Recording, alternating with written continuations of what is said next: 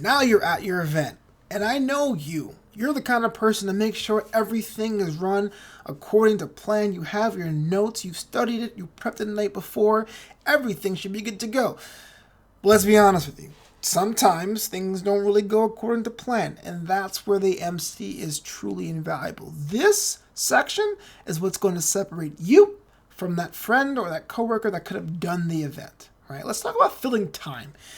When you're an MC in the event, one of the priorities you have is to make sure everything is going to according to flow. And that is the fight between actual time, seconds, minutes, hours, and subjective time. Does things feel like it happened quickly? Do things feel like they're kind of dragging on? These are things you have to be perceptive of, not only for yourself as a performer, but rather for everyone out there in the audience as well. If this an hour event can feel like 3 hours with the wrong leader, the wrong MC. And an hour in event can go bam, bam, bam, thank you, ma'am, 15 minutes and out. It can feel like 15 minutes are out with the right MC. And that's where you come in.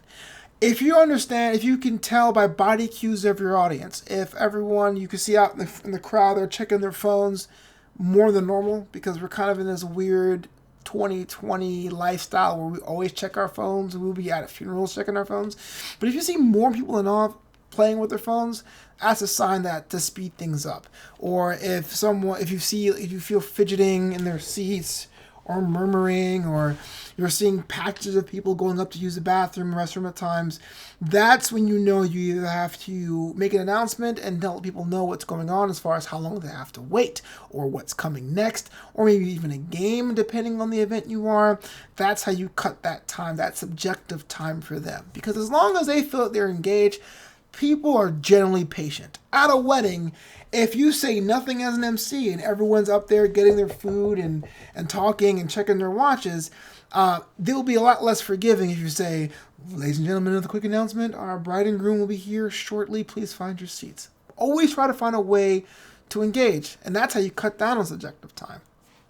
Sometimes you have to do the opposite. Sometimes you have to fill time. You are ready to do your next step, and someone gives you the hold. Right? You're about to introduce the keynote speaker for an amazing corporate event, but the keynote speaker isn't here yet. And the vendor, the client, is saying, just do you for 5 or 10 minutes. Now, I'm a comedian by trade, so I do have an advantage when it comes to that. I can rely on some jokes. I can interact with the crowd. Hey, how you doing? How was lunch today? There's always a lunch server, these things. Lunch looks great. Let's talk about how delicious that lunch was. Round of applause to our staff. One more iteration of the rules and housekeeping. Those are like fail-safes, but it's always good to do extra research about what you're doing. If you're doing a speech at a wedding or emceeing a wedding, maybe have some facts about the venue in hand. If you are doing a beauty pageant, maybe talk about how people can follow on social. Have that in your notes as well. You may not even use them. You may not even touch them, but you don't know how valuable that is if someone's like, can you go out there and just give us a second and fill time? One of the more frustrating aspects of this job is when the client says, we're ready to go right now. Stop the background music. Clear your throat. Get everyone's attention. Can you give us a second? We're not ready yet. So now the whole world's looking at you like you basically tapped every single person in that room on the shoulder, and they're looking at you going, well, do you want something to say? That's where those things like those facts and tips and jokes and ways to follow on social, the event on social, or a special round of applause to a guest of honor who is a certain age or a certain tenured employee. That kind of side research, independent of what's asked of you as an MC, is invaluable. It takes about anywhere between 5 minutes and 35 minutes. I think the most I've ever spent was an hour on a very, very old venue that was like from the First World War or something like that, just to have those extra things on hand so you can use them. Getting everyone's attention, it will also be one of those things that separates the decent MCs from the great ones. You can project. That's always great, as long as you say it with confidence, people will look at that. People will respond to that. I will tell you from my experience, do not clear your throat on the microphone. Clearing your throat on the microphone is annoying, if not rude, and it really tells your guests that you don't really have anything else to get everyone's attention. You can't say, For me, my personal experience, I would like to say, ladies and gentlemen, at this time, and then say my announcement, and then repeat, whatever that may be. Because it doesn't matter if everyone heard you the first time, as long as you say, hey, ladies and gentlemen, murmur, murmur, murmur, murmur, once again, murmur, murmur, murmur, murmur, then that will bring the energy to go, okay, something important is happening. Because if it wasn't important, no one will repeat it. For example, have you been to a party and the party host grabs a microphone and goes, excuse me, just letting you know we got some good food and some good drinks and eat. The structure of that announcement is all wrong, at least to me, because now you're kind of like, yeah, I'll get to that food eventually. I'm in the middle of a conversation. But if you say, and I've done this before, ladies and gentlemen, I've just been informed that we do have excellent extra food and drink for everyone to enjoy. Ladies and gentlemen, once again, I've just been informed we have extra food and drink for everyone to enjoy. Or I get everyone's attention, I say the message, I repeat. You also notice some things there with my cadence, right? You don't really want to say sentences how you say in regular speech on the microphone because it comes off as white noise. The microphone will amplify your voice at the expense of muddling it. So a lot of times you'll say an announcement, you think it's perfect, and someone will drag you on your shoulder and say, hey, can you say that again? You weren't being very clear. And now you're in your own head like, oh my gosh, maybe I'm a hack, maybe I suck. So it's always good to slow it down, chop it up.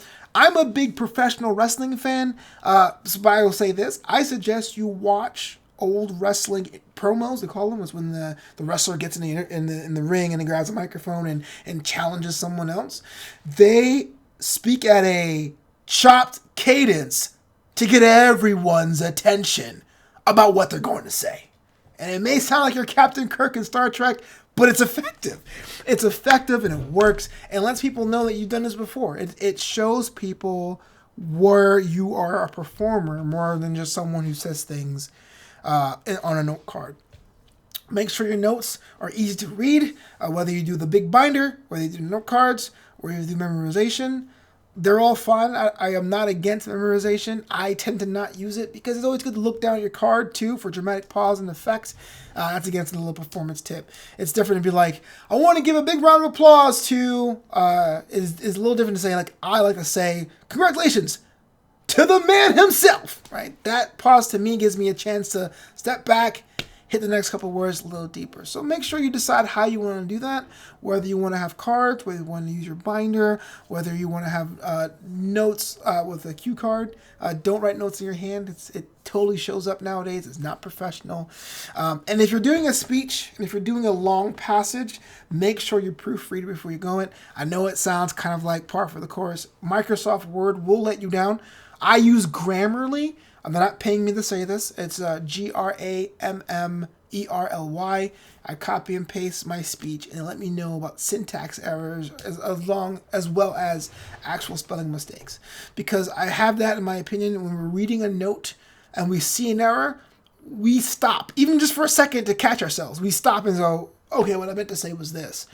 And that could be the difference between getting everyone's attention and not. So write your speeches, write your notes, run them through a grammar checker. If you have someone at home you trust to go through your notes, do that too. I use Grammarly. I'm a one-man operation just to make sure that not only is things spelled correctly, but they're grammatically correct. And again, cannot emphasize this enough. If you're doing jokes or interactions are great to research online. Jokes are not. Do not get your jokes from online. And this is for my best men. This is for my maid of honors who says things like, I want to open up with a joke. If you're doing that, make it be a joke that's A, appropriate, and B, something that comes from the heart. Because if you are looking it up online, chances are people have done it millions of times. In my experience as a DJ, one of the most often told jokes, the ones that I still smile and clap about, but I roll my eyes inside every time, is when the best man looks for the groom and says, all right, Jeremy, put your hand over Melissa's. Let this know this will be the only time you'll have the upper hand. It's cliche. Don't do it to yourself. You're reading it. and I can tell you from my experience, when you read a joke that you've stolen, you put it up there, unattached to the meaning of it, hoping someone would laugh, and it is a scary split second from the moment you finish that joke until someone reacts to that joke that makes you go, okay, it was worth it. Because I've seen that fall too. Someone has a joke and it goes, because it's funny. Because researching online is great. Try to craft jokes on your own. Reach out to a friend outside of the event if you're having trouble with jokes. If you can't do that, then and maybe ask for a relative, or maybe an old TV show I will allow sparingly. If you can go back to the 90s or the early 2000s and take a joke from a TV show and say, in The Office, this happened, that's great. Or on Family Matters, this happened, that's great. But the moment you plug into Google jokes for corporate events or jokes for a maid of honor, you're basically saying, I'm going to tell you something you've heard.